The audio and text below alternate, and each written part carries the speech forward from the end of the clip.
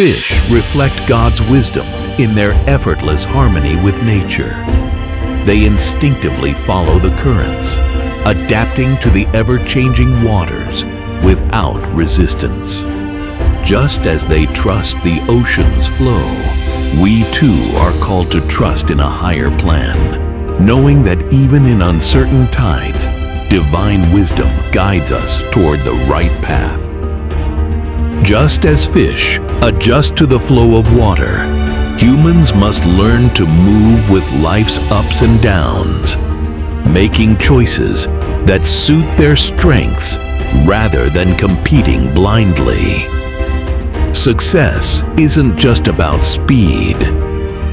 It's about resilience, wisdom, and finding a direction that leads to growth.